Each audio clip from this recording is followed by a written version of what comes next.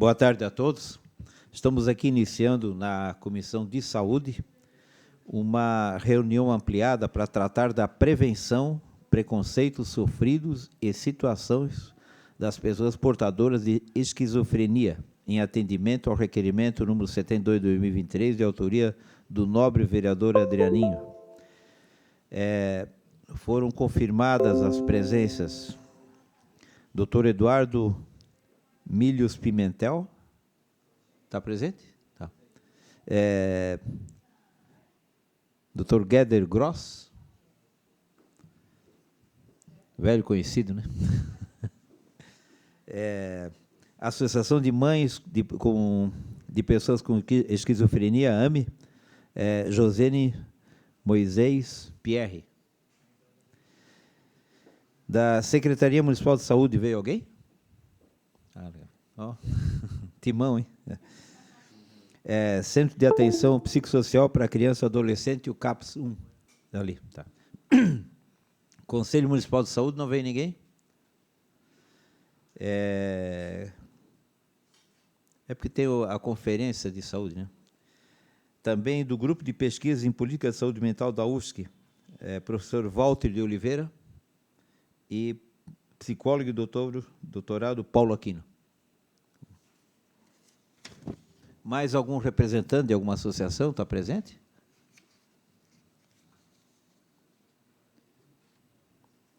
Eu queria aqui chamar à mesa também o doutor Eduardo Milhos e o doutor Gueder Gross, para participar da mesa. E também quero chamar alguém da Secretaria Municipal da Saúde. Quem pode participar aqui na mesa?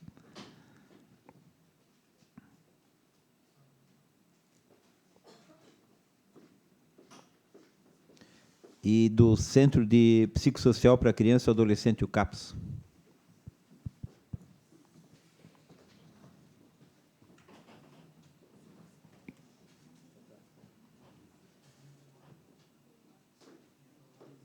Como é que está? Tem lugar ainda? O professor Walter de Oliveira e o doutor Paulo de Aquino também comparecem à mesa.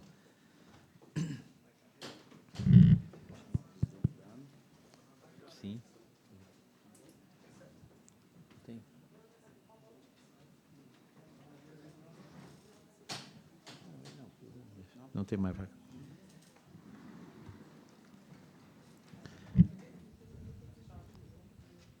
Quero aqui também agradecer à TV Câmara, ao nosso secretário Marquinho, da Comissão de Saúde, que ele vai pegar o nome das pessoas depois que eles se manifestar na tribuna. Também agradecer ao Édio e sua equipe de transição. Cumprimentar o vereador Adrianinho, e que é o primeiro a falar, o proponente dessa reunião, para que ele pudesse explicar e colocar a razão dessa reunião ampliada. Por favor. Bom, boa tarde, vereador Renato, boa tarde aos demais membros da mesa, senhoras e senhores aqui presentes, nossa presidente da AME, e junto com a Thaís, que nos procuraram para que a gente pudesse organizar essa reunião ampliada, nos trazendo um assunto de extrema importância, vereador Renato. A gente que já vem tratando, e que na semana retrasada protocolamos um projeto falando de mães atípicas, né? A gente também tem a oportunidade hoje de falar da questão da esquizofrenia. Eu vou fazer um breve relato aqui do material que o doutor Roberto nos preparou com muito carinho, para falar um pouco também da questão da esquizofrenia. Hoje gostaria de falar sobre a importância da conscientização sobre a esquizofrenia.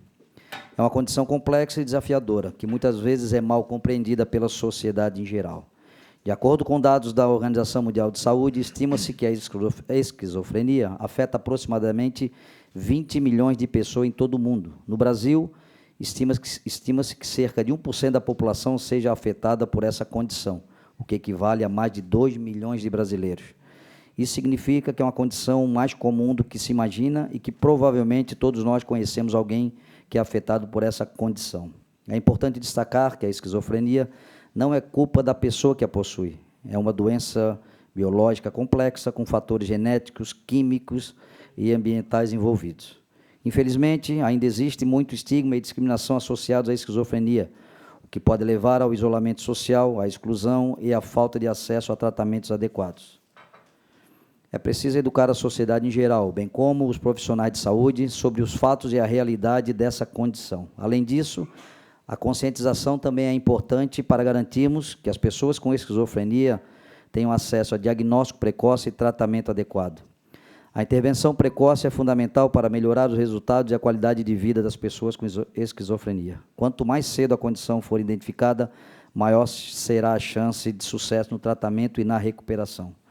Outro aspecto crucial da conscientização é a promoção da inclusão social e da participação ativa das pessoas com esquizofrenia na sociedade. É fundamental garantir que essas pessoas tenham oportunidades iguais em educação, emprego, moradia e participação na comunidade. A inclusão social não apenas beneficia as pessoas com esquizofrenia, mas também contribui para uma sociedade mais justa e inclusiva como um todo. Para concluir, a conscientização sobre a esquizofrenia é fundamental para promover uma compreensão precisa e compassiva dessa condição mental. É importante combater a estigma, garantir acesso e diagnóstico precoce e tratamento adequado, promovendo a inclusão social. A Semana Municipal de Conscientização sobre a Esquizofrenia foi criada pela Lei 10.593, em 2019.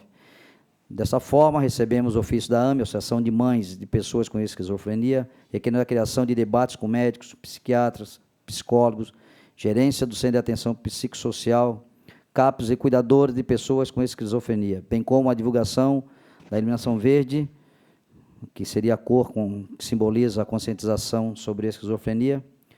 Assim, após a aprovação do plenário dessa Casa, estamos nessa Comissão de Saúde da Câmara Municipal de Florianópolis para tratar desse importante tema. Agradecemos a presença das senhoras e senhores e convidados para reflexão e conversas para atingirmos objetivos e conscientização sobre a esquizofrenia em nossa cidade. Obrigado, vereador Renato. Obrigado, vereador Adrianinho. Queria chamar agora para a manifestação a Josiane Moisés Pierri.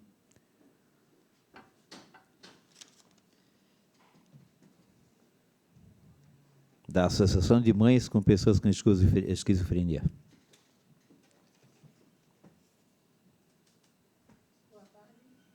Só aperta ali para embaixo. Deu? Deu. Boa tarde. Meu nome é Josiane Moisés Pierre. Eu sou mãe de uma pessoa com esquizofrenia e vice-presidente da AME, Associação Mãos de Mães de Pessoas com Esquizofrenia. Essa associação foi criada por Sara Nicolelli, uma mãe que, assim como muitas, se deparou com uma doença invisível, socialmente extremamente estigmatizada. Regularmente, quando uma pessoa é diagnosticada com esquizofrenia, os familiares vivenciam uma fragilidade emocional inenarrável, por conta dos percalços que os assolam. Afinal, o choque, a negação, a culpa, a tristeza fazem parte dos estágios de luto preconizados por psiquiatras, psicólogos, e que nós, da AME, observamos na maioria dos familiares que vêm até nós em busca de respostas. Atualmente, atendemos familiares e cuidadores de todo o Brasil e até do exterior. A AME tem como visão empenhar-se na quebra de paradigmas, tabus sobre a esquizofrenia. A informação por meio da mídia é o caminho escolhido para que possamos alcançar de forma educativa todas as classes sociais. Desta forma, esperamos esclarecer desde as pessoas que nunca ouviram falar sobre a doença, até ajudar na conscientização e humanização dos profissionais da área da saúde, educação, segurança pública, familiares, sobre o transtorno psicossocial. O nosso objetivo da AME é despertar o cuidador para que esse também venha a se cuidar, uma vez que este se torna codependente da pessoa com transtorno. A maioria entra em estado depressivo, de esgotamento físico e mental, e, dessa forma, buscamos oferecer, em parcerias com as universidades, atendimento psiquiátrico, psicológico, terapias de grupo, individuais, aos cuidadores de pessoas com esquizofrenia. Quem é mãe sabe do que eu estou falando. Pode imaginar a nossa luta diária em tentar conseguir ajuda para os nossos filhos e necessitados de cuidados, bem como se cuidar. Isso porque nós queremos que a família seja uma das principais bases para que o tratamento se torne eficaz. E é nesse espaço que a AME vem dedicando esforços, buscando parcerias, ampliando firmemente atividades voltadas aos familiares, instruindo mães de todo o Brasil, e, por isso, um dos grandes pilares da AME é a educação, promovendo, assim, conhecimento sobre a doença. Outro ponto no qual a AME está comprometida é de levar informações jurídicas e de assistência social às famílias. Muitas famílias não têm noção dos seus direitos, nem previdenciários ou civis, e sofrem privações nessa área também. Fomos às esferas políticas, municipais, estaduais e federal, fomentando a criação de leis que amparem da melhor forma a pessoa com esquizofrenia. Já temos leis da Semana de Conscientização da Esquizofrenia, o Maio Verde, em alguns municípios e no nosso estado de Santa Catarina, em outros estados também. A lei sobre a psicofobia em Santa Catarina já foi aprovada, ou seja, psicofobia é crime em Santa Catarina, só em Santa Catarina. Precisamos lutar para que seja em todo o Brasil. Discriminar pessoas com doença mental é crime, e o nosso estado é o pioneiro nessa área. Se a esquizofrenia fosse vista sem preconceitos, a sociedade saberia que tratar uma doença é direito de todos. A lei da reforma psiquiátrica data do ano de 2001, ou seja, de lá para cá, qual a efetiva aplicabilidade dessa lei? Assim, por que não há leitos para pessoas com esquizofrenia? Por que a insistência de fechar o pouco que se tem sem antes estruturar espaços de atendimento com qualidade? As pessoas precisam.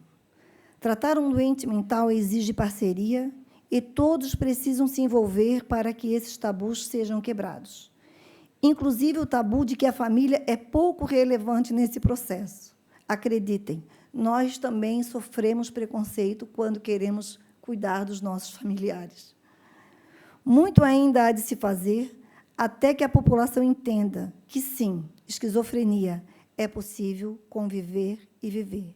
E é esse o nosso papel enquanto associação, ajudar a transformar a nossa sociedade para que se entenda que a esquizofrenia é uma doença e que todas as pessoas com essa doença têm direito a serem tratadas. E que nós, enquanto familiares, precisamos lutar contra esse preconceito.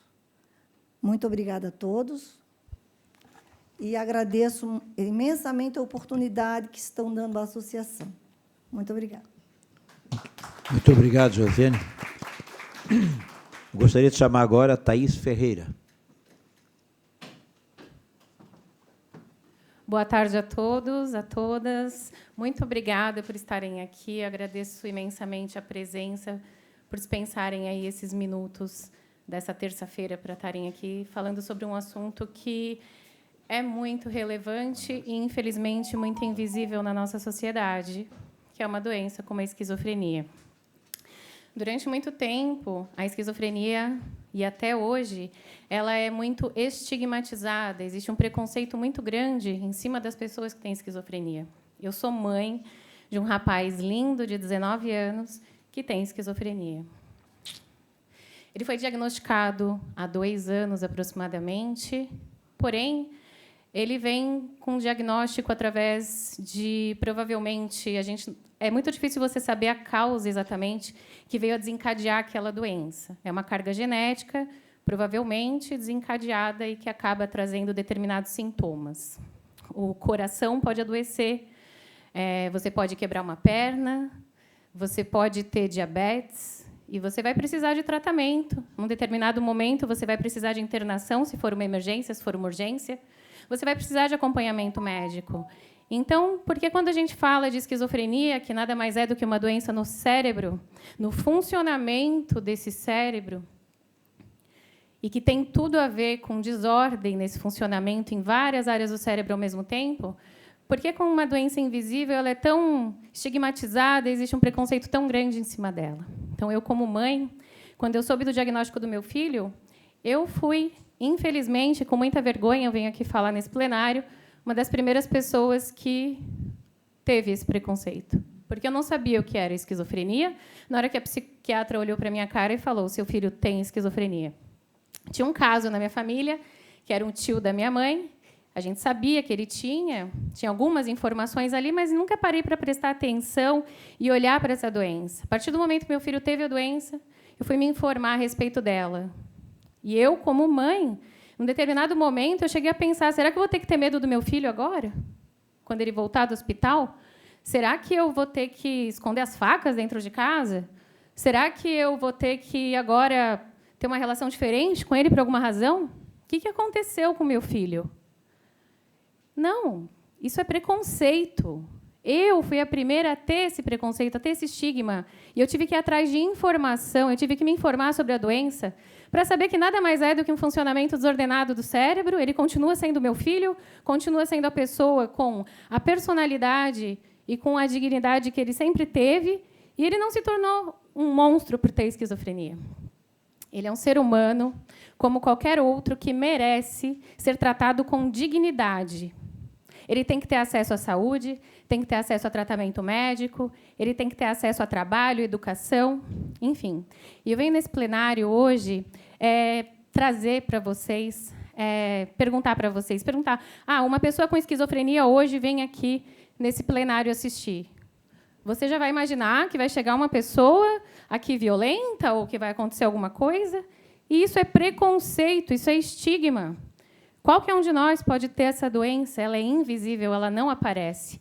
E as pessoas que têm esquizofrenia sofrem muito mais com o preconceito dos outros do que a sociedade com as pessoas com esquizofrenia tendo algum tipo de delírio, algum tipo de problema no funcionamento do seu cérebro.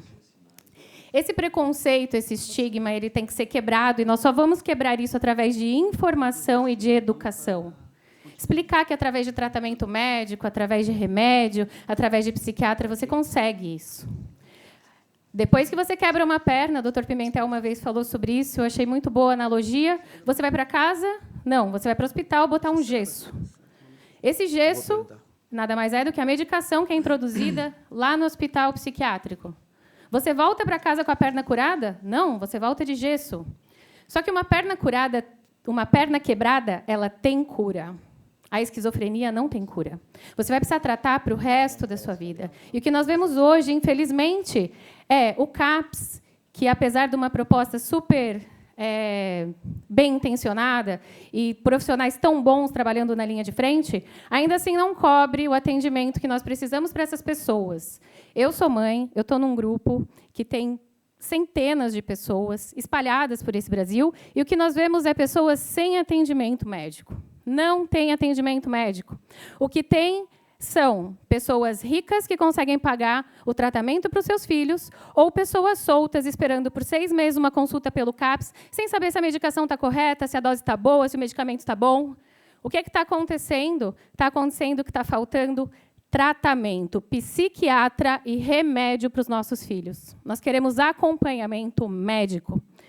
Terapia ocupacional, nutricionista, psicólogo, nada disso adianta se a gente não tiver tratamento médico.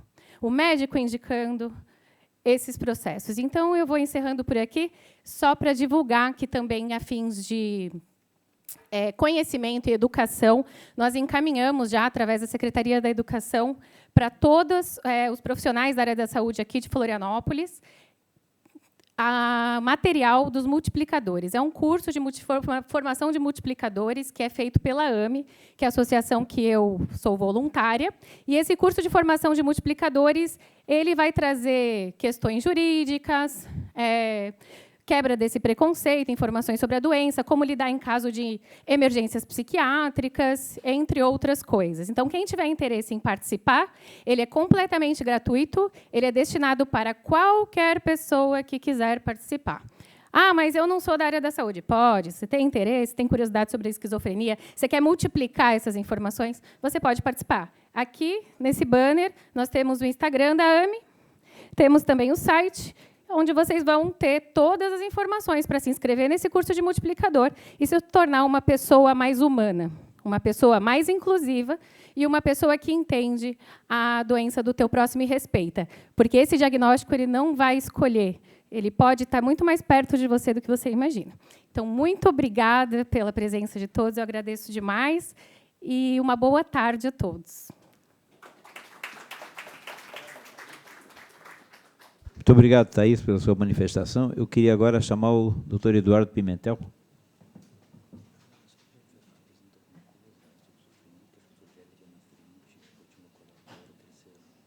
Não, tá? Pode ser, claro. Quem que vai primeiro, então? O doutor Géder? Tá. Ah, então tá tranquilo, doutor Géder. Não, então, trocamos aí. A apresentação vai ser do doutor Géder Gross. Tem alguma...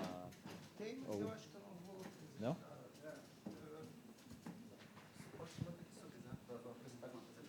Não. Pulamos, vamos pular a apresentação. Eu queria dizer que o vereador Ederlin vai ter que dar um aumento para quem fez o resumo dele, porque está muito bom. E o resumo e a apresentação, e o que foi falado até agora, pessoal da AME, e que tu falasse, eu acho que eu tenho pouca coisa a acrescentar, lá do serviço a gente trabalha no ambulatório de esquizofrenia e outras psicoses, que faz parte da residência, sou um dos preceptores e montei um ambulatório junto com o Pimentel e a Aninha agora. E é o que a gente vê no dia a dia, exatamente o que foi falado aqui. Assim. Então, eu acho que a apresentação que a gente fez, falando um pouco dos sintomas, do peso da doença, etc., e tal, são números que dizem muito menos do que foi dito aqui até o momento. A única coisa que eu acrescentaria é que, a gente que trabalha em serviço especializado, a gente acaba tendo uma visão meio viciada e a gente acaba, às vezes, tendo uma ideia da esquizofrenia daqueles casos mais graves, porque são os casos que voltam frequentemente num hospital ou frequentemente num ambulatório, etc. e tal. Tem muitos pacientes com esquizofrenia que têm um bom prognóstico, já tive pacientes fazendo doutorado, etc. e tal. Então, assim, primeiro, pela visão viciada que a gente tem e pela maneira que a mídia trata o assunto, a gente tende a ter uma visão bem mais negativa do que realmente a doença é. A doença tem, basicamente, 3 eixos de sintomas, aqueles sintomas mais produtivos, aqueles sintomas chamados sintomas positivos, ou sintomas produtivos, que estão os delírios, alucinações, aquelas coisas que normalmente a gente vê em filmes, que a gente vê quando alguém da mídia quer falar de uma desorganização, aí ela fala, isso aqui parece uma coisa de esquizofrênico, e usa o termo nesse sentido que acaba sendo bastante pejorativo, como se uma pessoa pudesse escolher a doença que ela vai ter. Isso não existe. E a esquizofrenia tem mais 2 eixos de sintoma, e um deles é a questão da motivação e da modulação dos afetos, que a pessoa fica com um pouco mais de dificuldade nessa área, e o outro é, às vezes, dificuldade de memória e algumas coisas de raciocínio. Isso tem um grau que vai de 8 a 80, assim, então tem casos muito leves e tem casos bastante complicados. Mas o grande problema realmente acaba sendo o que foi dito aqui, da ideia pré-concebida e de uma ideia que acaba se perpetuando, porque ninguém para um pouco para pensar e para se colocar na situação dessas pessoas, dos pacientes ou dos familiares. Eu, quando cheguei aqui, eu fui no banheiro antes de entrar, e tem um banheiro com acessibilidade, ou seja, para quem precisa de cadeira de roda, para quem, ou seja, tem porta larga, tem onde se agarrar, tem etc, etc, etc. A gente não vê nada parecido com isso com relação à esquizofrenia. O orçamento da saúde, em geral, apesar das doenças mentais, não só a esquizofrenia, mas depressão e outras coisas, terem um impacto na saúde muito grande e na economia muito grande, o quanto de dinheiro é destinado para a saúde já é pouco. E, dentro da saúde, o que vai para a saúde mental é menor ainda, proporcionalmente menor da parte clínica. E isso, eu acho que é reflexo da maneira como a gente ainda enxerga e entende essa doença e outros transtornos mentais. Eu vou me colocar à disposição, para, eventualmente, se alguém tiver alguma dúvida, ou se eu puder ajudar. Eu acho ótimo que a gente esteja tendo essa discussão aqui, alguns pontos práticos e objetivos também, eu acho que seria bom se fossem encaminhados.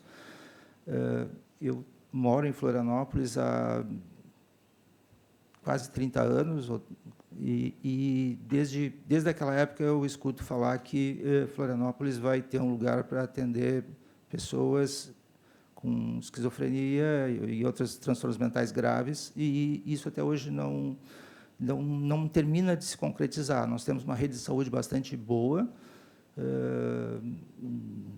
em Florianópolis, em relação ao resto do país, mas a questão da saúde mental ainda, se realmente tiver uma emergência, se realmente tiver uma situação que uma pessoa tem que ficar internada por um tempo, não para conter liberdade, não é isso, mas para proteger a pessoa, ela não tem onde ficar no município de Florianópolis, né? E a gente sabe que tem casos que precisam. Quanto melhor a rede funcionar, menos vai precisar, mas sempre vai existir. Então, a gente fazer de conta que isso não existe e fechar porque não está bom, etc. e tal, não adianta, não vai se fazer uma política razoável de saúde mental sem investir dinheiro. Então, bom, eu fico à disposição para coisas pontuais. Eu acho que o que foi falado aqui está bem melhor que o resumo que a gente preparou. Obrigado.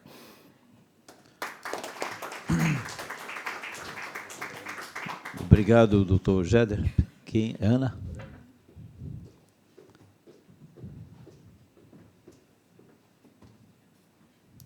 Boa tarde, meu nome é Ana, eu sou colega do Dr. Eduardo e do Dr. Jeder no ambulatório especializado em esquizofrenia e também sou preceptora do Instituto de Psiquiatria, no Hospital Psiquiátrico. Eu me proponho agora falar um pouquinho sobre o tratamento da esquizofrenia. A esquizofrenia ela é uma doença multifacetada, então não é um tratamento simples, não é um tratamento que é feito de forma isolada, com um único profissional. É uma doença bastante complexa. Então, é um tratamento que envolve tanto o psiquiatra, como já foi citado muito bem pelas minhas colegas da AME, e envolve também a terapia ocupacional, terapia cognitivo-comportamental, terapia familiar, terapia de apoio, porque esse paciente ele precisa ser reinserido na sociedade. E esse tratamento ele pode ser feito tanto no hospital, no momento de crise, quanto ambulatorial, no momento de quando o paciente está estável, ele precisa dar continuidade para o tratamento. Como já foi falado também, é uma doença crônica, ela não tem cura, mas ela tem tratamento, ela tem controle com medicação e com as terapias complementares. Com relação à medicação, o que a gente usa é o antipsicótico, que é o tratamento básico, mas a gente pode fazer uso de outras medicações adjuvantes, dependendo se tiver algum sintoma associado ou para potencializar. E, ao longo dos anos, a gente teve bastante avanço nesse setor, né? Lá no início, quando a gente for pensar, antes da década de 50, o que a gente tinha para tratamento da esquizofrenia era a ECT, né? A eletroconvulsoterapia, e só depois que foram surgindo os outros psicofármacos. Hoje em dia, a gente tem uma gama muito grande de tratamento e que ele vai ser direcionado conforme o perfil do paciente, quais sintomas que ele está apresentando. Isso pode ser feito, então, tanto no hospital, né, no momento de crise, quanto no ambulatório. Mas o principal, a mensagem que eu queria deixar aqui é com relação a que a esquizofrenia ela é uma doença multifacetada, não é tratada por um profissional isolado, a gente precisa tanto do psiquiatra quanto da equipe de enfermagem, psicólogos, terapeuta ocupacional, fisioterapeuta, nutricionista, educador físico. Então, não é um tratamento simples. E, como o Dr. Jeder falou, aqui em Florianópolis a gente já tem bastante recurso, mas, claro, a gente sempre pode melhorar. Então, é importante ter essa abertura para falar sobre o paciente com esquizofrenia, para a gente estar sempre pensando em como melhorar o atendimento para esse paciente. Obrigada. Obrigado, doutora Ana. Eu quero deixar registrado aqui também a presença dos representantes da UPA do continente, Célia Maria Esperândio e a Cláudia Amaral. Obrigado pela presença. Bom, boa tarde a todos. Sou Eduardo, sou psiquiatra, trabalho com o Jeder e com a Aninha. Já trabalho há uns 17, 18 anos no ambulatório de esquizofrenia junto com o Jeder. Assim, como vocês colocaram muito bem ali, é uma doença extremamente complexa. Uma doença complexa, a gente não vai ter uma resposta simples. O grande problema na esquizofrenia, né, é que é uma doença que atinge o cérebro, e o cérebro é que toma as decisões. Então, às vezes, a pessoa não vai aceitar ter um tratamento. Que nem a Aninha colocou, a gente tem o problema, né, o Jeder escreveram aí, e a gente tem uma solução. Agora, essa ponte aí é que acaba sendo o grande problema. Hoje de manhã, né, eu e a Bruna atendemos uma paciente que o pai, mas o que eu faço? E se minha filha surtar? Quem que eu chamo? Eu chamo o SAMU não veio. Eu chamei a polícia não veio. Mas eu tive que chamar 2 amigos meus que são fortes, que eles foram lá para conseguir pegar ela e levar ela para o hospital. Então, assim, a gente falta essas questões aí, e vamos pensar assim, o que talvez seja o grande problema? O grande problema é o preconceito e o estigma. Tanto às vezes, na parte médica, a gente sabe que na área médica, a psiquiatria é uma das áreas que mais se tem preconceito, que a gente mais é estigmatizado, que vai falar, psiquiatria, o psiquiatra não faz nada, o psiquiatra não sei o quê, ou quer ficar drogando as pessoas, dando remédio, fazendo terapia. Então, assim, tem esse preconceito. Outra coisa, o preconceito até que tem na sociedade, se acha, né, que são violentos, ou pacientes com esquizofrenia são agitados. Geralmente, um paciente vai ficar violento ou agitado quando está em crise, porque quando está tratado, a gente tem como melhorar muito a qualidade de vida. E sempre é importante a gente entender essa doença como um contínuo, né? Não dá para a gente dizer, toda esquizofrenia é igual, a gente acaba tendo uma grande variedade, e uma coisa é pegar um caso no início e outra coisa é pegar um caso mais no final do tratamento. E para cada fase da doença, ou para cada etapa, a gente vai ter um determinado tipo de abordagem, seja, né, com mais terapia, enfim, algumas outras coisas. Uma coisa que é bem importante, pensando na esquizofrenia, tem um autor americano, o Thomas Insel, que ficou 13 anos à frente do National Institute of Mental Health, que ele comenta que tem os 3 P's: People, Place and Purpose. Ou seja, 3 coisas que a gente precisaria para ajudar as pessoas que têm esquizofrenia, né, ou uma doença mental, vamos colocar. People, as pessoas precisam de pessoas. Uma pessoa sozinha, não tendo um apoio da família, não tendo um apoio, seja da sociedade, enfim, não vai conseguir nada. Tem que ter um lugar para morar. Infelizmente, a gente fala em esquizofrenia, provavelmente muitos moradores de rua têm esquizofrenia não tratada. Tá? Então, a pessoa tem que ter um lugar, tem que ter algum lugar para poder tratar, para poder ter esse apoio. E talvez o mais importante, do meu ponto de vista, é a questão de ter um propósito na vida. Ou seja, o que vai fazer, né? Então, assim, acho que essas questões são bem importantes a gente poder pensar, que é isso que a gente pode fazer para estar ajudando as pessoas que estão sofrendo desse problema. Então, a grande mensagem que a gente quer deixar também é que, assim, é uma doença muito grave, talvez se fale uma das doenças mais graves do ser humano, teve um editorial de uma revista, talvez até mais grave que a AIDS, que poderia trazer mais impacto para a família, para a sociedade, enfim. Mas é uma doença tratável. E, hoje em dia, que nem a Ana bem colocou, a gente tem muito tratamento excelente para a esquizofrenia, tudo disponível no SUS. Tá? O SUS oferece as medicações, tem uma burocraciazinha, um trabalho, mas a gente tem acesso. Então, assim, a gente poder ajudar a diminuir esse preconceito, quebrar o estigma. Então, eu parabenizo, né, as mãos de mães e a prefeitura e todo o pessoal que está aqui hoje, né, por trazer esse tema para discussão e a gente poder estar colaborando com vocês. Então, também me coloco à disposição depois e é isso aí. Obrigado. Obrigado, doutor Eduardo. Eu queria chamar agora a Márcia, da Secretaria de Saúde Municipal, né?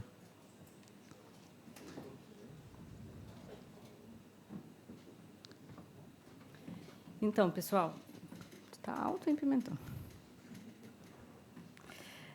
Eu me chamo Márcia, também sou psiquiatra. Eu estou representando aqui a Gerência de Saúde Mental do município de Florianópolis. Eu fiquei, na verdade, surpresa quando recebi o documento oficial solicitando a nossa presença aqui, porque, como bem as meninas colocaram, a esquizofrenia acaba caindo no esquecimento em relação à saúde. Mobilizar toda a Câmara para falar sobre isso, acho que é super importante. Parabéns.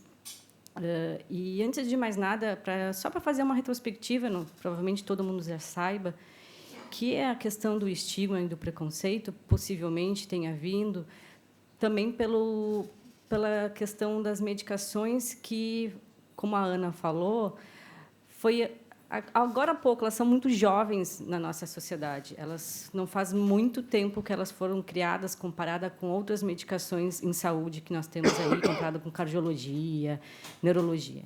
Então, nós não tínhamos o tratamento adequado que nós temos atualmente para as pessoas portadoras de esquizofrenia. Então, esses cidadãos eram colocados em crise na rua, era visto com as pessoas loucas. Temos vários filmes retratando sobre isso. E, com a evolução, e aí o que se faz com as pessoas que têm, pode ser contagiosas ou não, naquela época, retrocessa, era colocar isolada num ambiente que não fosse perturbar a sociedade. Então, acho que, a partir daí, foi se criando o entendimento, e eu acho que esse é um momento importante da gente dialogar. Temos aqui bastante pessoas que entendem do assunto.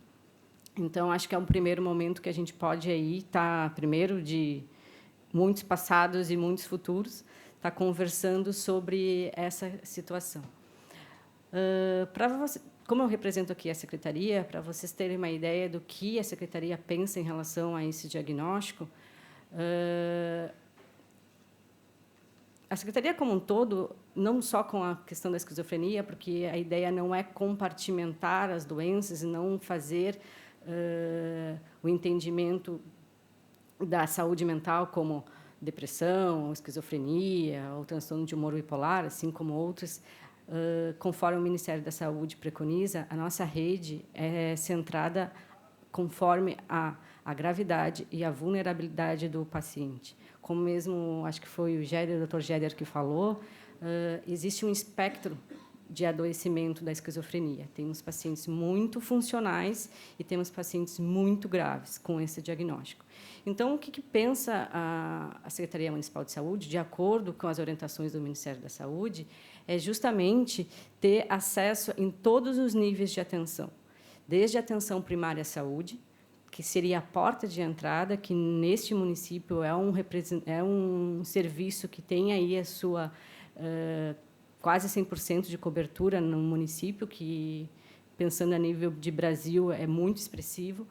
E, com isso, a gente tem, estava até revisando ali com a minha colega, a doutora Gabriela, a gente tem um instrumento chamado PAC, que é uma ferramenta de manejo clínico em saúde, que pode ser usado tanto como técnico de enfermagem, quanto enfermeiro, quanto médico de família, quanto qualquer um dos nossos servidores que estão na PS e também nas UPAs. E nele consta o diagnóstico, tratamento e o que fazer com uma pessoa portadora de esquizofrenia. Então, acredito que penso parecido com a doutora Ana em questão de cuidado, porém, a APS, sim, a atenção primária à saúde, sim, tem capacidade e treinamento para atender esses pacientes que não estão numa situação de gravidade e vulnerabilidade que justifique estar em atendimento especializado. Porque, se a gente for pensar que é responsabilidade apenas de um especialista psiquiatra, como eu e os outros colegas aqui, nós não vamos dar conta. E isso aumenta o estigma. Porque acredito que um médico de família, assim como um médico generalista, tem capacidade, sim, de atender. Acredito que temos que mudar, temos que reverter essa lógica da graduação, de que a saúde mental não era bem, né? A gente sabe. Então, incorporar isso na graduação dos médicos é importante, e vem a especialidade de medicina de família e comunidade, que tem esse entendimento e faz essas pactuações e e treinamentos para acolher esse tipo de adoecimento. Até porque, como vocês mesmos mencionaram, o diagnóstico deve ser precoce. E agora, esperar que, num Brasil que vivemos, vai ser feito exclusivamente por um psiquiatra, isso vai ficar nichado aos que têm a questão aquisitiva mais expressiva.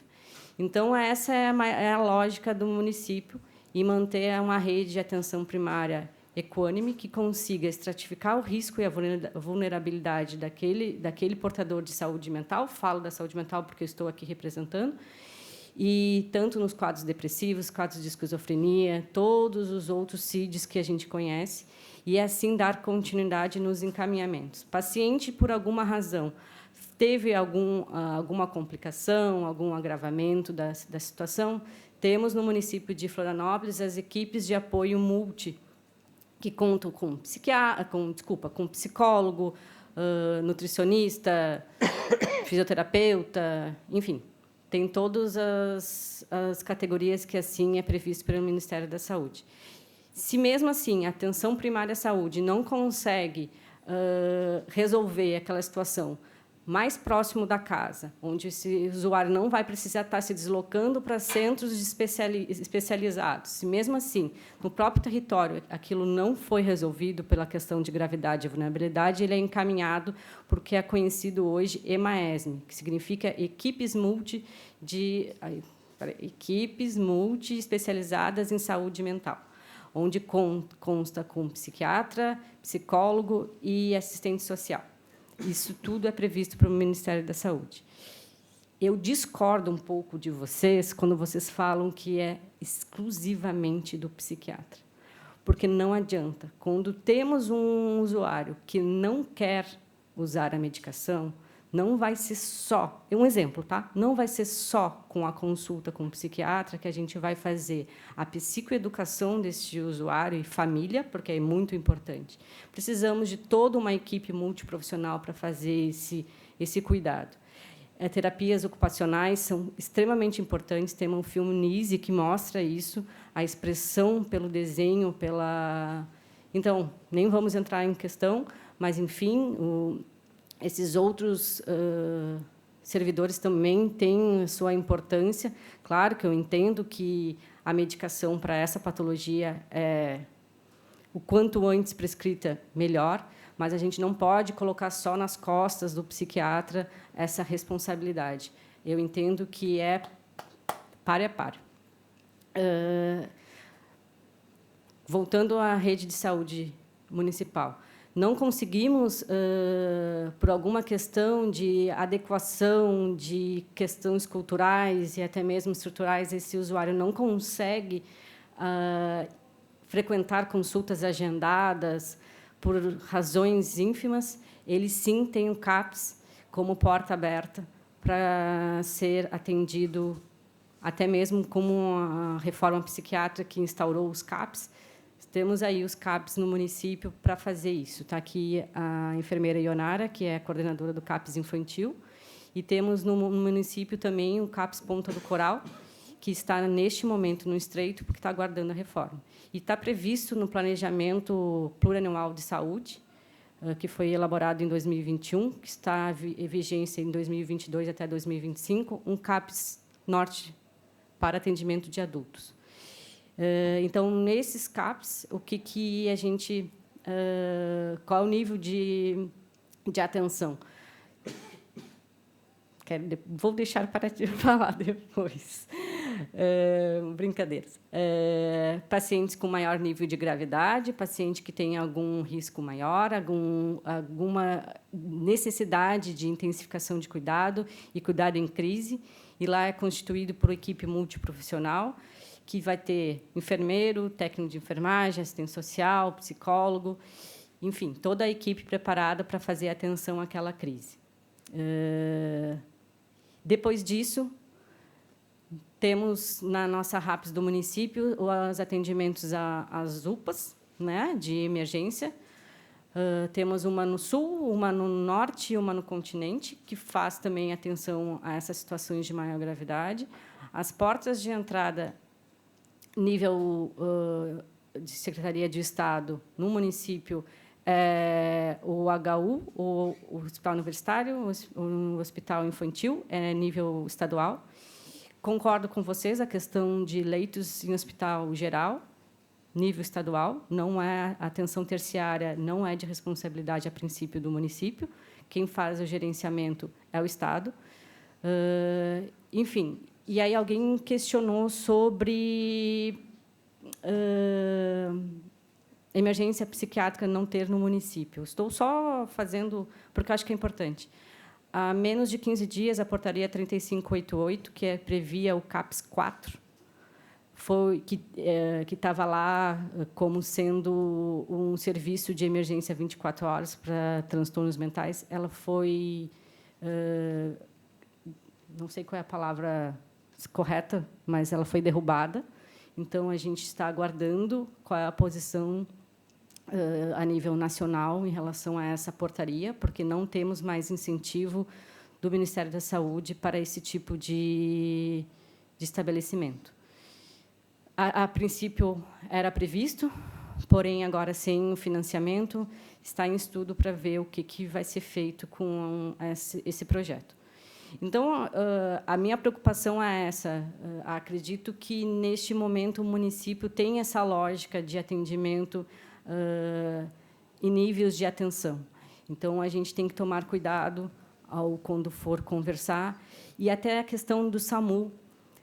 Eu estive, semana passada, numa reunião que também me surpreendi, que estava presente a Guarda Municipal, estava presente o SAMU, estava presente a Associação Alegremente e a Prefeitura, e estava sendo convidado o Estado para participar também em relação à questão de saúde mental, porque estavam discutindo a abordagem à crise desses usuários. Porque o que acontece não sei se foi o Pimentel que falou, que o SAMU não vai. Isso é uma realidade, né? Então, foi organizado um GT que tem como objetivo estabelecer um protocolo de atenção à crise dos pessoas portadoras com algum tipo de deficiência em saúde mental que necessitam o suporte de atenção à crise em loco. Então, isso está sendo discutido. Eu acho que seria importante a participação da associação, dos residentes também. Quem quiser, entre em contato com a gente, que é uma reunião que está sendo bem produtiva, porque está saindo, os serviços estão apresentando seus protocolos, a Guarda Municipal está vendo uma movimentação em relação à atenção à crise, porque forma de contenção, forma de abordagem, forma de tudo que vocês possam imaginar em relação à atenção à crise está sendo discutida nesse GT.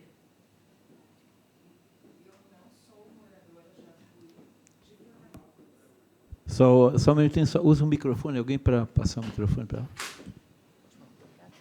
Boa tarde. Eu não sou moradora de Florianópolis, já fui durante uma boa parte da minha vida, moro em São José. Meu filho está internado. Eu consegui que ele fosse internado indo no juiz da Vara da Fazenda Pública, em São José, onde já havia um processo pedindo a internação dele, mas ele tinha ido no IPQ, foi na consulta com o psiquiatra, com o assistente social, e estava bem, voltou para casa na mesma hora. Devido a ele não estar tomando medicação, estar fazendo uso de droga e não estar mais morando em casa, como o doutor Pimentel falou, a possibilidade de não morar em casa e passar a morar na rua é grande, ainda mais quando tem incentivo de pessoas que não lidam com ele, né? E o incentivaram a isso, né? Então, na segunda vez, eu o levei surtando, eu a pé, com ele surtando. O surto não estava tão grave quanto da primeira vez. Levei ele até a Vara da Fazenda Pública. Falei com os assessores do doutor Minato. Falei com o doutor Minato. Prontamente fui atendida. Aquela tarde, nós ficamos no corredor do Fórum de São José, e os dois assessores fizeram uma força-tarefa atrás da Secretaria de Saúde do município de São José. E na Secretaria de Saúde de São José tem um setor que é como uma enfermeira, que é especializada em atendimentos assim esporádicos, atendimentos mais graves, inclusive da saúde mental. E ela conseguiu SAMU, conseguiu Polícia Militar, conseguiu que eles fossem no fórum e fizessem uma abordagem muito serena. Na mesma hora, fizeram o exame de sangue no meu filho, disseram para ele que ele não era... A primeira coisa que ele ficou preocupado, aonde que vocês vão me levar? A minha mãe vai junto? Eu fui junto com ele na ambulância, ele foi bem tranquilo, deitaram ele, colocaram o cinto de segurança, ele disse, por que estão me amarrando? Porque ele já teve outras crises, porque ele já ficou em hospital, ele teve outras doenças, porque ele foi diagnosticado com AIDS. Então, ele tem uma série de recordações que não são nada agradáveis, né? E ele foi encaminhado ao IPQ, o médico deu prioridade para o atendimento dele, ele não teve, não foi tão trágico para mim e traumatizante para ele como da primeira vez no IPQ, né? Eu digo não na instituição IPQ, a internação, né? Os primeiros momentos. Ele foi tranquilo. Após eu levar a medicação de depósito, que eu consegui depois de 2 anos com ele sendo tratado no ambulatório da UFSC, que é excelente a medicação de depósito, o Clopixol Depó. E eu levei essa medicação, porque ele estava fugindo de tomar injeção, então, a partir do momento que eu estava com ele, eu levei ele tomou o Clopixol Depó, tomou outras medicações e está agora internado em outra clínica psiquiátrica. O que o juiz tinha pedido era uma internação após o IPQ, ele para uma clínica para tratar ele como narcótico, como drogadito, que eles chamam juridicamente, né? E ele está lá aguardando até, não sei quando, até a gente poder juridicamente, né? Isso depende tudo agora de onde ele vai ficar, como ele vai ficar, se eu vou voltar a ter a curatela, que eu tinha pedido para não ser mais a curadora dele, e vou ter que voltar atrás a ser a curadora dele. Mas a questão é que o município de São José ele deu todo um amparo que eu não esperava, que me surpreendeu. Principalmente na vara da Fazenda Pública, essa equipe do Dr. Minato foi de uma excelência, de uma humanidade. Eles pararam o fórum durante a tarde, o gabinete dele, e ficaram exclusivamente dedicados ao meu filho e para que ele tivesse o mínimo de trauma possível. É isso que eu queria dizer. Meu agradecimento à Prefeitura de São José, que me surpreendeu. E o IPQ, mais uma vez, sendo uma instituição maravilhosa, maravilhosa. Tá. Como é que é o nome da senhora? Simone Carvalho dos Santos. Obrigado, Simone. Nada. Simone, escutando o teu relato, eu fico pensando, não deveria ser uma exceção, né? Deveria ser uma regra. Então, acredito que esse é o nosso grande esforço, tanto meu quanto da associação, quanto do ambulatório, de todos os espaços que estão pensando e tentando, de alguma forma, ampliar a nossa rede, ampliar a nossa capacidade de absorção de novos diagnósticos, enfim. Eu queria deixar a secretaria à disposição, passo depois meu contato, passo o nosso e-mail, porque eu acho que é importante. Eu sempre falo que a saúde mental, se a gente não unir forças, a gente não consegue ir adiante, então a gente não pode se permitir ser rivais e sim se unir de uma forma bem importante, porque se não é nós a se manifestar, nada acontece, né? Então é isso, pessoal. Obrigada.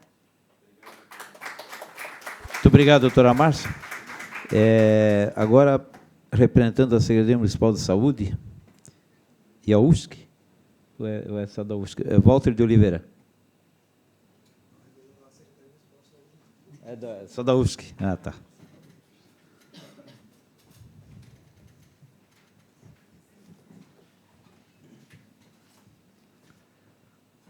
Boa tarde. Gostaria de saudar a mesa, na pessoa dos vereadores Renato e Adrianinho, saúdo a todos os colegas, médicos, psiquiatras e os outros componentes. E também louvar, né, essa iniciativa da Câmara dos Vereadores, importantíssimo, nessa Casa do Povo, que o vereador Adrianinho e o vereador Renato estejam trazendo essa reunião, que mostra um avanço.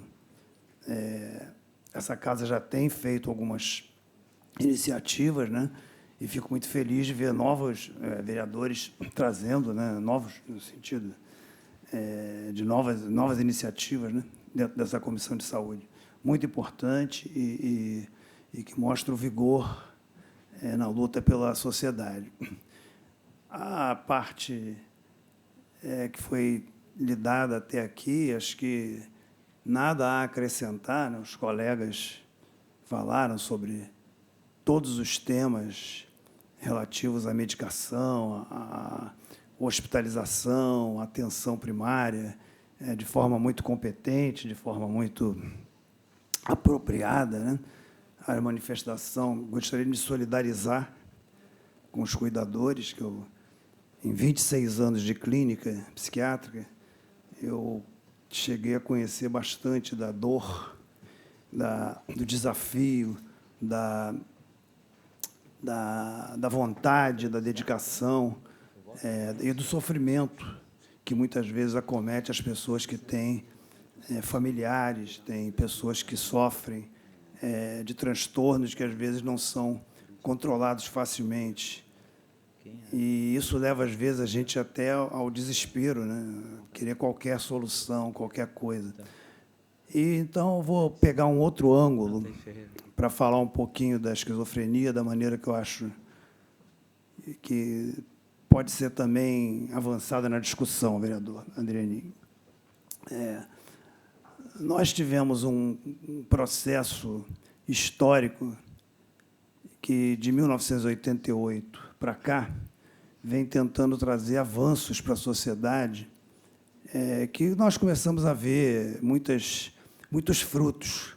Florianópolis, por exemplo, chegou a ter um nível de atenção primária, um nível de atenção bastante bom, bastante considerado, embora a gente tenha que reconhecer que, ultimamente, e não é um problema só de Florianópolis, né, nós temos vários retrocessos acontecendo. Retrocessos causados por aquilo que o Dr. Géder falava. Uma coisa é o discurso, outra coisa é o recurso, né? Outra coisa é onde é que vai o dinheiro. Então, eu gostaria de começar por aí, pela questão do recurso, porque ela é fundamental para a gente entender uma série de demandas da sociedade. Porque o desespero, às vezes, leva também a um pouco de confusão, né? Então, de 1988 para cá, e particularmente de 1978, até um pouco antes, iniciou-se um processo de reforma psiquiátrica no Brasil, que é um modelo para o mundo, né? Chegou a ser um modelo para o mundo, agora com os retrocessos também retrocedemos um pouco. Mas por que se tornou um modelo para o mundo, né? Porque nós conseguimos fazer o que muitos países não conseguiram, que é colocar o raciocínio de que os modelos devem ser avançados. Nós não poderíamos continuar eternamente no modelo da década de 50, que era centrado no hospital e no médico. Assim como a professora a doutora Márcia falou, não pode ser só centrado no médico, não pode jogar essa carga em cima do médico. Nós tínhamos que ter um raciocínio multidisciplinar, multiprofissional, interdisciplinar, e não só disciplinar, mas também de pactuação entre profissionais e sociedade para poder tratar dos problemas que nós temos. Então, a reforma trata disso. A reforma psiquiátrica não, como muita gente às vezes fala, uma coisa ideológica, de um grupinho, de não sei quem, coisa e tal, nada disso. Isso é uma visão completamente rasa da questão. A reforma psiquiátrica foi uma necessidade de evolução, de mudança de um modelo que era hospitalocêntrico, ou seja, tudo terminava no hospital, não tinha raciocínio de atenção primária ou de uma atenção descentralizada, e tudo caía na mão do médico, que acabava sendo o profissional que infartava muito cedo por conta desse peso, né? Então, Então, a reforma vem para trazer esse avanço. E a reforma psiquiátrica, nesse sentido, cria, no Brasil, instaura a ideia de que você tem que ter uma rede forte de atenção psicossocial, que é exatamente o que se trata aqui hoje. A esquizofrenia é um problema que tem que ser tratado sob vários ângulos, não é só medicamentoso. Você tem que ter inclusão social. Como é que você faz inclusão social? É o médico que vai fazer inclusão social? É o medicamento que vai fazer inclusão social? É o terapeuta ocupacional que vai fazer inclusão social? Não. Você tem que ter uma rede de ações que inclua empresas, que inclua o trabalho com suporte à educação, que inclua o trabalho nas escolas, que inclua um trabalho com a infância, com a juventude, com os familiares. Então, rede de atenção psicossocial não é rede de serviços somente, é rede de pessoas, é rede de raciocínios, é rede de ações, é rede, inclusive, que inclua o próprio maior interessado, que é a pessoa que tem o transtorno. Hoje, evidentemente, a gente está aqui diante de uma formação de residentes, etc., vocês estão perfeitamente conscientes de que a orientação da Organização Mundial de Saúde hoje é pela abordagem recovery, o que está hoje nos Estados Unidos, orientando o Serviço de Saúde Mental americano, na Austrália, na Nova Zelândia, em vários países, Hong Kong, inclusive, no Oriente. E o que é essa orientação da recovery pela Organização Mundial de Saúde? Nada mais é do que o princípio fundamental de que os usuários do sistema deverão estar presentes em todas as situações que lhes envolvem, porque isso é real inclusão, e que você tem que ter uma rede que vai para além dos serviços. É essa rede, com empresários. No Brasil, tem poucas redes assim. Eu tive a oportunidade de conhecer, mais recentemente, a rede Joinville, que eu acho que é um modelo bastante interessante, porque conta com mais coisa do que a rede Florianópolis. A rede Florianópolis tomou uma decisão, em um determinado momento, de se voltar mais para o atendimento na atenção primária, mas deixa a desejar quando passa para a rede de atenção psicossocial. Florianópolis, por exemplo, não tem CAPS 3, é o que me consta. Não tem. Ia ter CAPS 4, mas não tem CAPS 3, não tem muito sentido. Tem um CAPS 2 para 1 milhão de habitantes. Um CAPS 2. Não é à toa que eu conversava com a Josiane agora há pouco, ela dizia, a gente fica 4 meses na fila do CAPS. Claro, só tem um CAPS infantil. Aí você olha, mas por que é isso? Por que é isso? Você olha para os últimos recursos distribuídos, eu tenho um dado de 2019, não tenho de 2020, 2021, mas não mudou muito, só piorou, e você vai ver que, por exemplo, no Brasil, nós tivemos um investimento de 220 milhões de reais em comunidades terapêuticas, que é um modelo antigo. Asilar é um dos pontos de rede da RAPS, sem dúvida, algumas comunidades terapêuticas são muito boas, etc., mas 220 milhões foram só para esse dispositivo, e 4 milhões para os CAPs. Vou repetir para vocês fazerem uma ideia do tamanho do negócio. São 220 milhões para as comunidades terapêuticas e 4 para os CAPs. Não se pode esperar que os CAPs vão muito longe desse jeito. Não se pode esperar que você tenha uma rede que vá atender a demanda.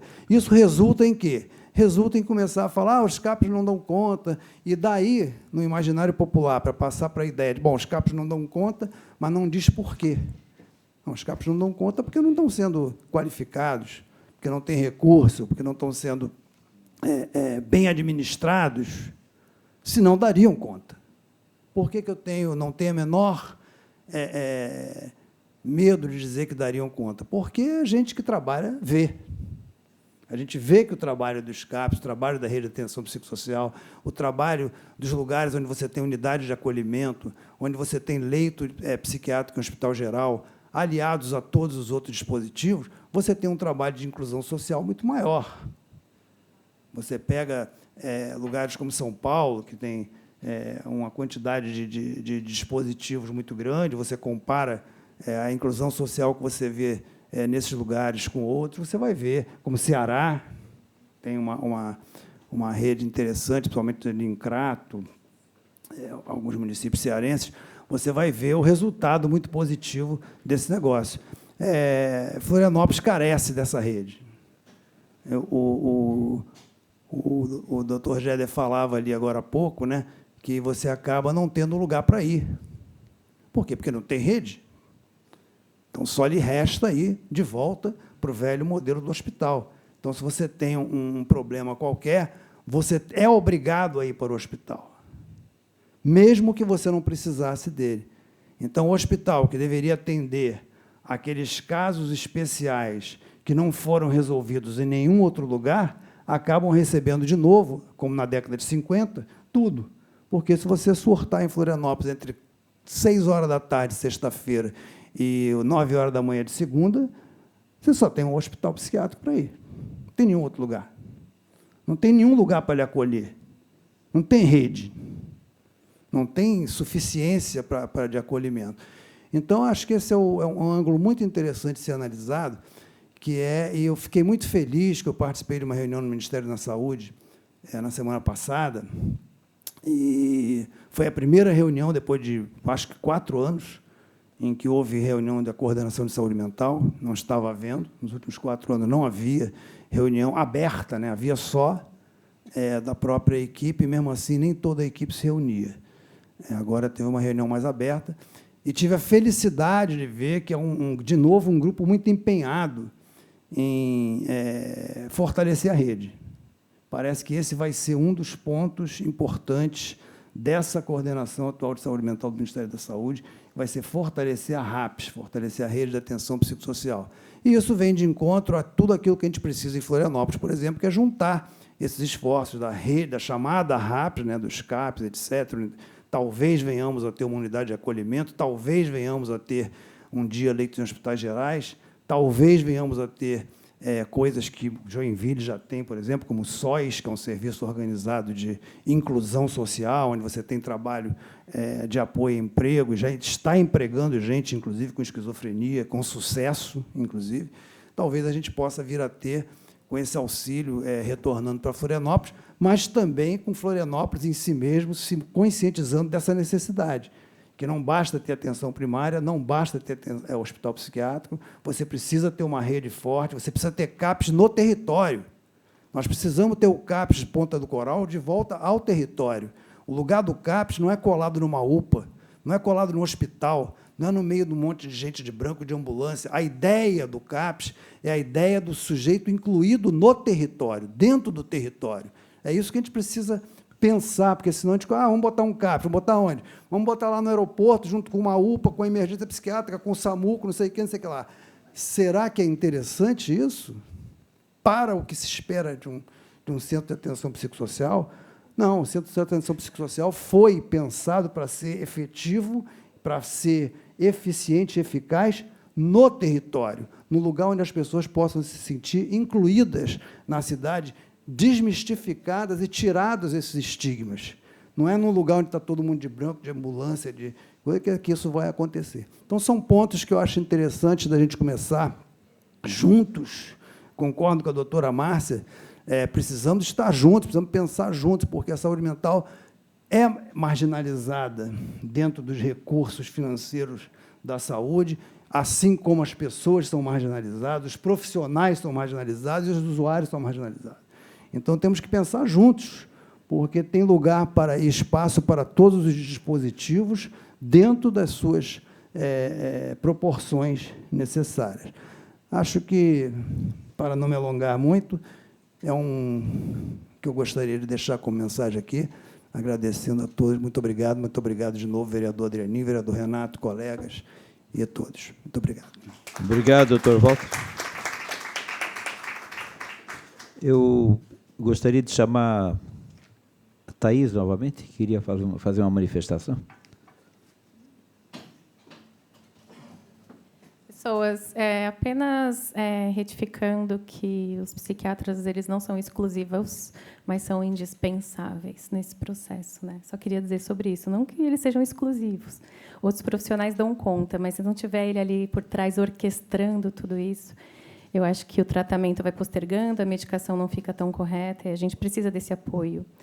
Em relação, eu queria tocar num assunto muito delicado, que é em relação à contenção, que eu esqueci de falar naquele momento. Vocês se lembram do caso do Genivaldo, né? Um rapaz que foi contido pela polícia militar e asfixiado dentro de uma viatura e faleceu. Aquele rapaz provavelmente tinha esquizofrenia e ele foi pego numa abordagem policial de rotina. E da onde que uma abordagem policial de rotina tem que acabar dessa forma? Isso é falta de conhecimento, mais uma vez o preconceito, o estigma. Então, eu queria convidar também, além da área da saúde, mas a segurança pública a participar do curso de multiplicadores e entender como abordar essas pessoas em crise, como conduzir, como contê-las de forma não violenta, porque as pessoas elas merecem dignidade. Se o Genivaldo tivesse sido conduzido de forma não violenta e o policial tivesse o entendimento do que estava acontecendo ali naquele momento, provavelmente ele estaria vivo hoje. Eu me coloco no lugar da mãe dele, eu chorei, eu fiquei muito triste com o que aconteceu com esse rapaz. Eu só queria colocar isso e agradecer muito à Secretaria da Saúde pela parceria, nós ficamos felizes com essa parceria. Realmente temos que estar unidos, o mundo já está muito polar, o que nós precisamos é união. E aqui uma equipe de, quem sabe, uma equipe forte aí para a gente começar aos poucos, né? Quem sabe trazer soluções que possam baratear, né? Ali o hospital, o HU, ele tem um modelo que funciona muito bem de ambulatório. E fica aqui minha sugestão de, enquanto esse recurso não chega, amplie os ambulatórios, né? Ambulatório não sai assim esse custo todo, esse orçamento, esse investimento todo que nós estamos esperando, enquanto ele não chega, o ambulatório é uma solução mais prática, mais em conta e que amplia o atendimento, não deixa as pessoas emergencialmente desassistidas. Tem um hospital dia sendo inaugurado no aeroporto, né? Então fica a dica da demanda, que ela realmente existe. Muito obrigada. Obrigado, Thaís. Eu também queria registrar a presença da vereadora Tânia Ramos, que também faz parte da Comissão de Saúde. Quer se manifestar, Tânia?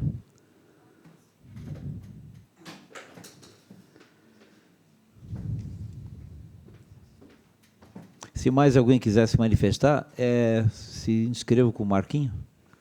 Daqui a pouco estamos chegando ao final da reunião. Obrigado, Renato, vereadora Andreaninho.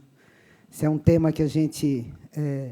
tratando de saúde, a gente sempre chama atenção, né? Sempre chama, acende a luzinha vermelha. E essa casa vem discutindo há muito tempo a questão da saúde do nosso município. E essa questão não é diferente. Ela tem que ter um olhar especial, realmente.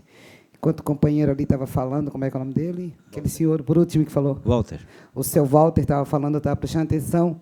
E passou um filme na minha cabeça. 6 anos atrás, 6 ou 7 anos, nós fomos inaugurar a UPA lá do Jardim Atlântico.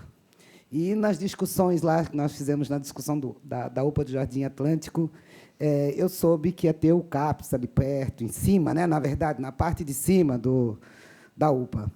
E, numa das reuniões da audiência pública, eu questionei como que nós vamos ter uma UPA, né?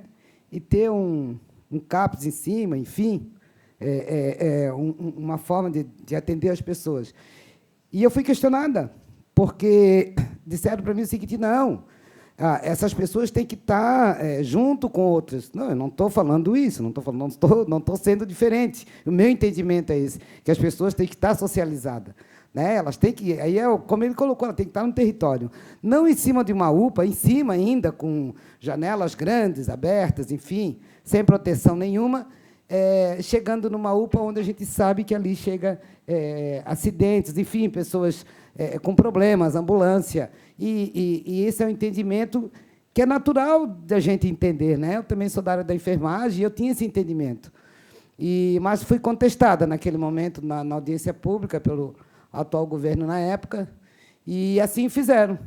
Né? E tem tornado isso frequente. E eu concordo com ele dizer que esse tem que ter essas entidades têm que estar dentro do território, a importância de dentro do seu território, né? Num ambiente acolhedor, né? Num ambiente sem preconceito, como você falou ainda há pouco, porque todas essas questões, existe um preconceito realmente da nossa sociedade, em todos os sentidos, inclusive na hora de pensar em um ambulatório para fazer. Então, há um desentendimento, eu acho que essa reunião é muito importante mesmo, e acho que a Comissão da Saúde tem essa responsabilidade de trazer essa discussão para essa casa, né, e a gente fortalecer essa luta. Eu acho que vocês podem ter certeza que o vereador Adrianinho, o vereador Renato, e nós vamos estar sempre à disposição de vocês, o que vocês precisarem é só nos procurar, e a gente está aí aberto ao debate e lutar, né, pelo aquilo que a gente anseia, e tem certeza que a saúde, a educação, eles têm que estar sempre em primeiro lugar na vida da gente, para a gente poder viver feliz e ter um olhar especial, principalmente para aqueles que mais precisam. Obrigado, vereador Renato, obrigado, vereador Adrianinho. Obrigado, vereador Tânia. Mais alguém gostaria de se manifestar? Podemos chamar o poeta? Podemos chamar o poeta que está na casa aí?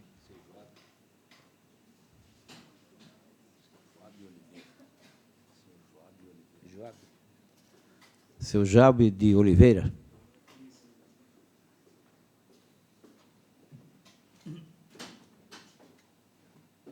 Boa tarde a todos. Em primeiro lugar, eu me chamo Joab, tenho 31 anos, trato de esquizofrenia desde 2016 e estou na UFSC já desde 2018. Em 2020, tive outro diagnóstico, tenho epilepsia.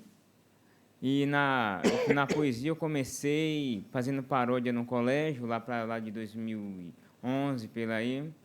Aí, quando o tempo foi passando, lá com meus 14 anos, eu comecei a fazer a poesia, e uma das primeiras que eu fiz, vou recitar aqui agora para vocês, que é a Fórmula do Amor. Caminhando num vagão deserto, encontrei uma linda flor. Com ela eu descobri a fórmula do amor.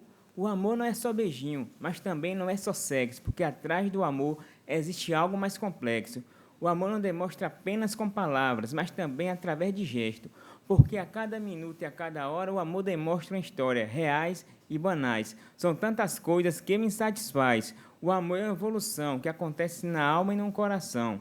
Meu coração não é de ferro e muito menos de pedra. E hoje, nesse vagão deserto, começo a me perguntar, será que existe algo melhor que amar? Obrigado.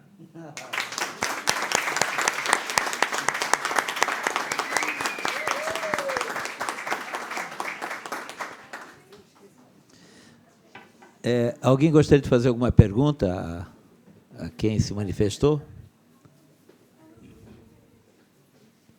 Eu vou fazer uma pergunta aqui, doutor Géder Gross. Dos temas dessa casa aqui, no ano passado, nós fizemos várias reuniões sobre doença mental, e um grande questionamento foi a falta do CAPS-4.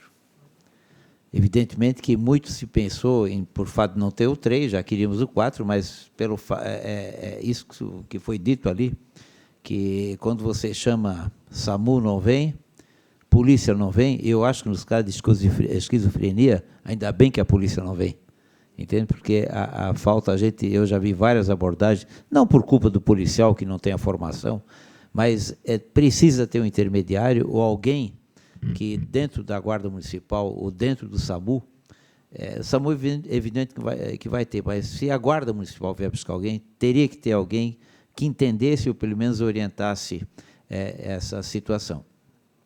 O que nós vamos fazer que a partir do momento que não tem mais o CAPS-4, o que é que nós vamos buscar? Porque, como bem foi dito, depois das 6 da hora de sexta-feira até as 9 da manhã de domingo, quem passa mal é levado para onde?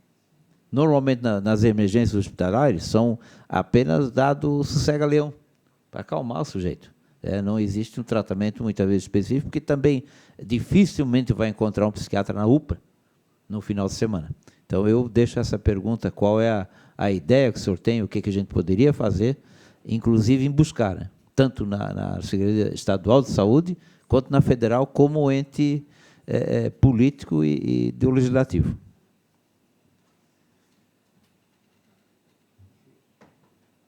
Alô? E ele disse que era meu amigo. Sou seu fã. O que eu vejo é que e eu acho que transpareceu um pouco aqui, às vezes a gente fica num discurso meio ideológico e teórico a respeito de qual é a melhor maneira de abordar o problema. E eu acho que, na essência das diferentes formas de ver, eu acho que sim, as pessoas realmente querem que as coisas melhorem, mas não adianta só ficar no plano do etéreo do pensamento, né? A coisa tem que ser posta em prática, e pôr em prática está relacionado ao orçamento, está relacionado ao valor que a gente dá para aquilo que a gente vai investir dinheiro. Eu acho que, por exemplo, a AIDS, quando começou, era uma coisa que não existia e foi algo que rapidamente conseguiu um montante de dinheiro para pesquisa e para assistência muito grande. A doença mental já existe muito tempo antes e nunca teve essa capacidade de mobilizar as pessoas para esse fim. E continua não tendo. E eu acho que aí tem uma série de fatores de negação da doença, de negação de uma das coisas que a gente tem de mais sublime, que é a capacidade do pensamento, dos sentimentos, etc. E tal. A gente não quer ver algo que saia um pouco desse nosso normal, isso nos incomoda. Então, o problema da doença mental começa aí, ela é um pouquinho diferente de outras doenças. E isso acaba repercutindo nas políticas, acaba repetindo na política no sentido de derivação de verbas e etc. Eu acho, agora respondendo mais objetivamente, eu acho que uma coisa que poderia ajudar muito, seja na forma de CAPES 4, ou seja, em anexos de emergência, não sei. Teve uma época que eu me interessei bastante pelo assunto, foi no início dos 2005, 2006, e depois eu cansei, porque a coisa não anda. Mas eu acho que leitos de observação, internações de 24, 36, 48 horas, resolveria boa parte dos casos de pacientes que talvez tenham que internar, mas que a coisa se dilui rapidamente. Claro que tem aqueles que têm que internação prolongada e aí vai ter que ter um lugar. Assim como, quando eu falo de internação, não é que eu não defendo a internação, eu acho que a internação deve ser o último dos recursos e que a rede tem que funcionar. Mas países que foram citados aqui, como o Canadá, que tem uma rede excelente, modelo Austrália, o número de leitos por habitante que eles têm é 10 vezes o que a gente tem, sem ter rede. E eles têm a melhor rede do mundo. Então, assim, eu acho que tem que ter rede, concordo, acho que quanto menos separar os pacientes graves de outras especialidades médicas, melhor, porque os pacientes psiquiátricos têm intercorrência, o cara surtado para ter um infarto é muito mais fácil do que etc. e tal. Então, assim, tem que estar próximo de uma estrutura de saúde os casos graves. Os casos médios, os casos mais leves a serem atendidos no território, ótimo, eu acho que está certo. Que a Austrália tem ambulatórios específicos para jovens, em que o ambiente é descolado, é mais descontraído, e etc. e tal. Então, eu acho que sim, esse travada no CAPES 4, na verdade, não sei dizer se é bom ou se é ruim. Meu medo é que seja só travar para não gastar, porque as coisas, quando não estão bem no Brasil, a gente fecha, em vez de botar dinheiro e fazer a coisa andar e funcionar e fiscalizar.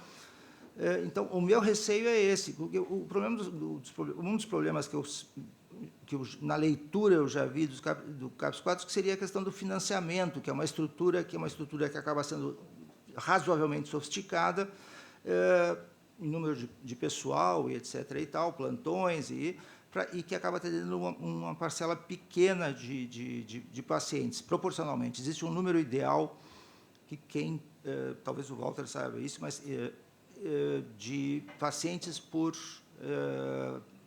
fornecedores de atendimento. E o CAPES 4 eu acho que ficava meio abaixo. Agora, assim, deixar o CAPES 4 no freezer por um tempo indeterminado, não vir com nenhuma outra alternativa, eu realmente me preocupo com isso, assim como me preocupo com o fechamento dos hospitais, do manicômio judiciário, etc. e tal, porque eu não vejo alternativas melhores e mais viáveis, que tem uma série de problemas, é óbvio que tem, mas dizer que não existe, resolver o problema por decreto, com uma caneta, eu me preocupo com essa situação. Obrigado, doutor Jeder. Eu só vou fazer mais uma pergunta, porque o ano passado nós já tivemos esse debate aqui, e eu critiquei muito esse financiamento de comunidades terapêuticas, porque, na realidade, como se cobra todo o dinheiro aplicado no CAPS, tá, para ver o resultado que tem, a partir do momento que realmente esse valor de 220 milhões contra 4 milhões do CAPS é um dinheiro muito grande, mas a gente sabe, nada contra, não quero aqui ser contra a religião, mas a gente sabe que grande quantidade de comunidades terapêuticas, elas são de religiões. Então, o que acontece? O dinheiro vai para essas áreas e não tem cobrança, não tem fiscalização, se tem resultado propriamente efetivo, qual é o resultado do dinheiro aplicado, porque, mais ou menos, eu entendo mais ou menos assim, nós temos uma entidade que ajuda, que tira as pessoas da rua, ótimo, então vamos pagar para não se incomodar. Eu tenho a impressão que esse é o dinheiro do destino, não entendo de outra forma, porque, vocês imaginam, senhores, nós pegássemos esse dinheiro e aplicasse em CAPS, onde é que você tem que buscar o resultado, dá muita mão de obra. Tá? Então, isso é uma questão que ela precisa ser invertida. Nós tivemos, inclusive, no ano passado, aqui, depoimento da própria, que hoje é a secretária da Saúde, Carmen Zanotto, que nos ia auxiliar, e vocês lembram disso, de buscar o CAPS 4 para Florianópolis, via Ministério da Saúde. Quando a gente tem a secretária e tem o caminho para ir, acaba. Então, realmente, a gente fica de mãos atadas ou então na parede só com pincel sem escada. Né? Então, essa é uma outra abordagem. A discussão, muitas vezes, nós fizemos as discussões aqui na casa, discussões importantes com relação à saúde, mas é aquele negócio, ali da porta para fora, nós não fizemos mais nada. Entende? A gente não encontra onde bater, a gente não encontra onde buscar isso. Tá? Porque parece que a questão da saúde pública, como todo mundo falou hoje, que saúde pública, quando chega na questão mental, né, tira o pé do acelerador, não sabe como é que vai fazer. Então, isso é uma questão de que eu quero colocar a Câmara à disposição, a Comissão da Saúde, tem o vereador Adrianinho também, a vereadora Tânia, para que a gente receba as informações, porque a gente é político, mas o conhecimento técnico nós não temos. Então, a gente muitas vezes tem a teoria, traz aqui, mas não sabe onde levar. Então, nós queremos nos colocar à disposição exatamente para isso, para a gente pegar a matéria à disposição da própria Secretaria da Saúde, doutora Cristina, e também, eu tenho certeza, o prefeito Topazio ele tem sido muito atuante nas situações em que se busca uma melhora para a cidade. Eu tenho certeza que se nós levarmos alguma coisa para ele para buscar, com certeza existe um caminho. Então, quero colocar a Comissão da Saúde à disposição de vocês no que for preciso, independente de a gente fazer uma reunião, não. Tá? Muito obrigado.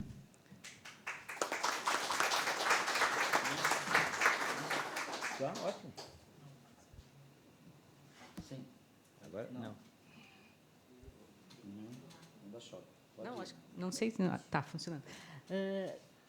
Dr. Walter trouxe uma perspectiva mais favorável do Ministério da Saúde que vai ser reformulada a RAPS. A portaria, o financiamento foi derrubado da 3588, mas ele veio com uma informação que eu fiquei animada de que vai ser revisto. Não acredito que vai ficar tanto tempo assim na geladeira as portarias de saúde mental. Então, eu estou bem otimista de que venha coisas com financiamento, com hierarquias, de entendimento de rede, de entendimento de tudo. Inclusive, a questão do ambulatório que foi trazida, as equipes especializadas em saúde mental são os ambulatórios de antigamente, só que são organizadas de uma forma multiprofissional, só para ratificar. Então, eu acho que sim, acho que as portarias estão sendo revistas e nesse encontro que teve lá em Brasília. Então, acredito que estou com a esperança de que coisa boa venha, assim. Sim, isso que eu coloco, e nós estamos aí dispostos a fazer essa cobrança, né? Porque, na realidade, se faz uma portaria, eu sempre falo, a gente tem muito Brasília e pouco cidade. Então, a gente tem vários programas que vêm de Brasília, em vários setores, se viu pelo fracasso, que foi o programa antidroga, foi um fracasso, entende? Porque alguns programas eles têm que começar do município, e não de Brasília para cá, porque num país que tem 5.300 municípios, cada realidade ela é diferente. Então, muitas vezes você quer fazer um planejamento geral, mas não atinge de igual forma todas as cidades, até porque nem todas têm o mesmo recurso. Então, essa situação, eu acho que a gente precisa ver onde que vai cobrar. Tá? Eu só queria não perder a oportunidade, mas quem sabe a Simone nos fala um pouco do CAPS. A Ionara? Desculpa. A Simone Então, pessoal, boa tarde. Só para não passar em branco aí, né? Tá certo. Eu estou coordenando o CAPS tem 6 meses. Então, quer dizer que eu sou quase um bebê engatinhando ali. De idade, sim, da saúde mental, já trabalho há 10 anos.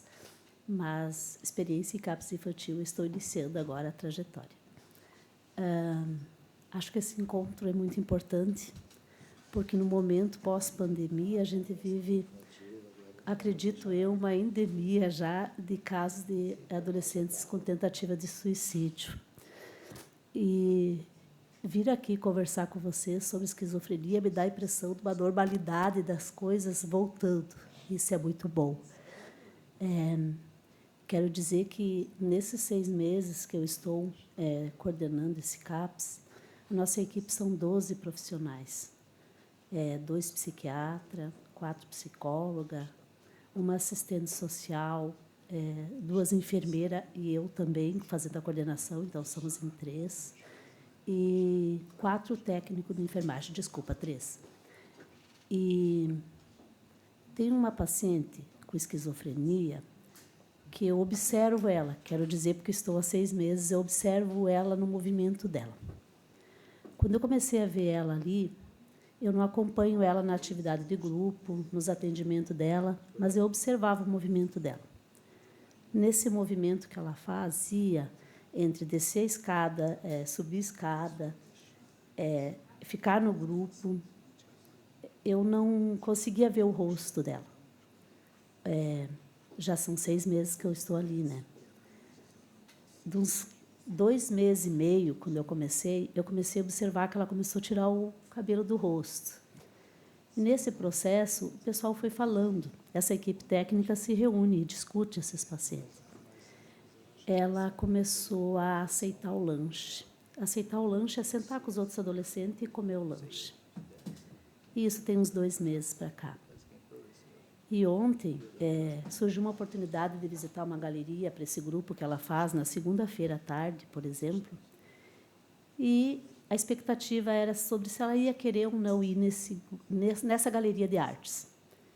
E ela foi uma das pessoas que, para a pessoa que faz o grupo, que é uma técnica de enfermagem, que ela tem um bom vínculo, ela disse que ia levar o pedido de autorização para os pais, né?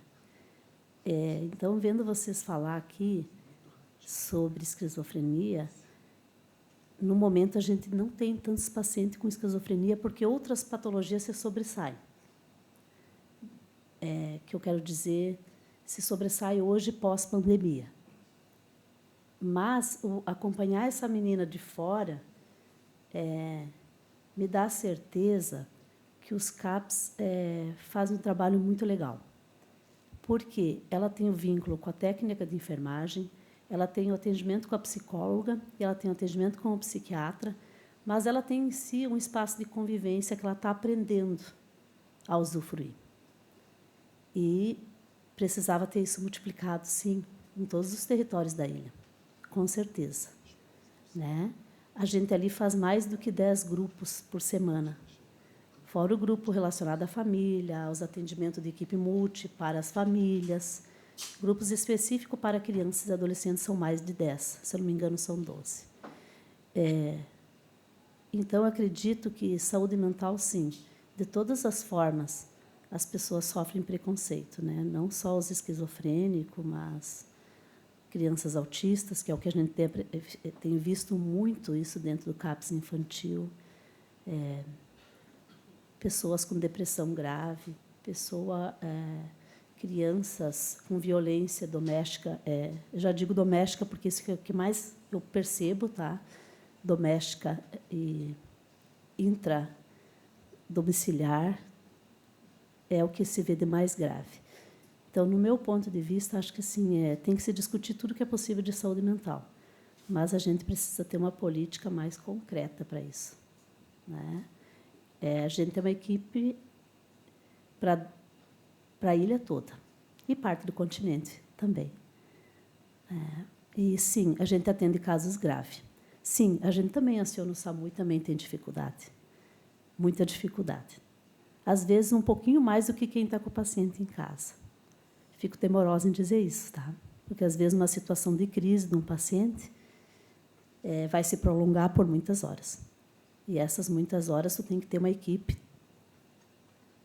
disponível para esse atendimento e tem que contar com o apoio externo. Porque, sim, o CAPS fecha às 18, né? Então, nosso horário é das 8 às 18, sem fechar ao meio-dia. É porta aberta, atende crise, atende caso moderado e está sempre disponível para conversa com a comunidade em si, tá? Embora o CAPS seja situado no centro de Florianópolis, tá? Fica aqui pertinho da câmera, fica na Santos Dumont 124. E está sempre aberto para as pessoas, se quiserem conhecer o espaço também. Não há essa impossibilidade das pessoas ir em qualquer momento e pedir para conhecer o local. Acho que é isso. Se eu puder resolver, responder alguma dúvida, estou à disposição também. Tá? É isso. Obrigado, Ionara. Isso, Ionara. Como é bom a gente puxar alguém que está quietinha, né? Tá. Mais alguém quer se manifestar? Pois não? Pode, claro. Que bom que vamos ouvi-lo.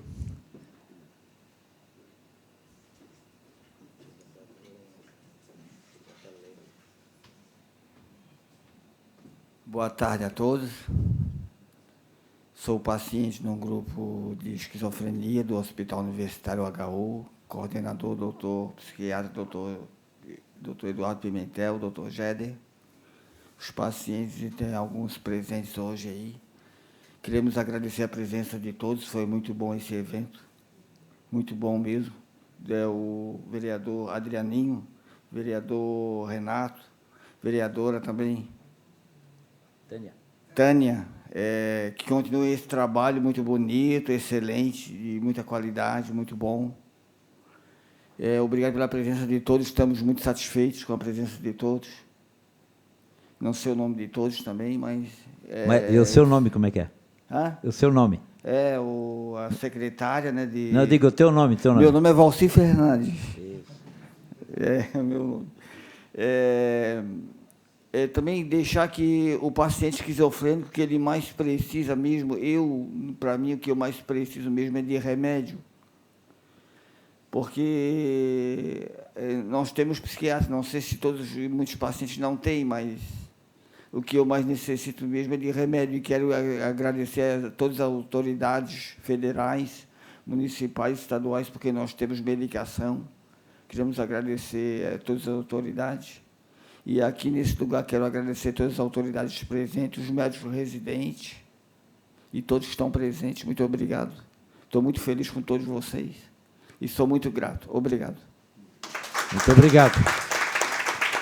Bom, se não tiver mais ninguém que queira se manifestar, eu vou passar a palavra ao vereador Adrianinho, o proponente dessa reunião, para que ele faça o encerramento. Desde já, eu quero agradecer a presença de todos. Uma reunião importantíssima que ninguém levantou para ir embora, né?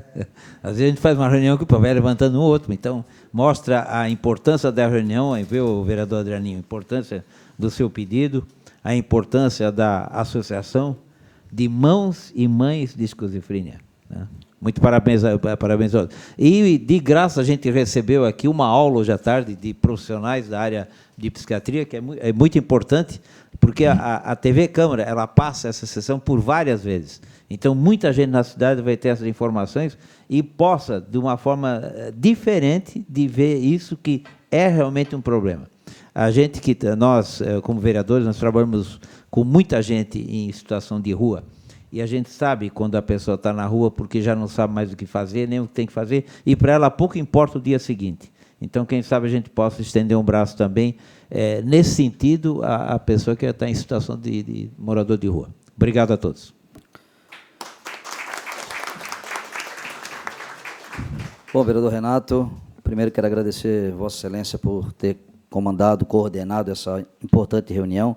Quero agradecer a Josiane e a Thaís, que me procuraram no gabinete. A Thaís me conheceu ajudando uma outra situação e me procurou para esse caso da esquizofrenia. Quero agradecer a todos os profissionais da área, parabenizar cada um de vocês, o pessoal da Secretaria de Saúde do município também, a vereadora Tânia, que está aqui presente, dizer que, para a gente, é um aprendizado, né? Eu que vim lá dos ingleses, do interior da cidade, né? Posso dizer assim, e chegar aqui, estar vereador e aprender todos os dias, a gente aprende muito mais com você do que a gente quer mostrar. Então, essa é uma oportunidade brilhante. Quero colocar meu gabinete à disposição para que, como disse o vereador Renato, isso transcenda as portas da Câmara de Vereadores, que essa discussão também, se for o caso, possa voltar. Nós estaremos de portas abertas, não é isso, vereador? A toda a Comissão da Saúde. Meu muito obrigado a vocês e conte sempre com a gente. Obrigado.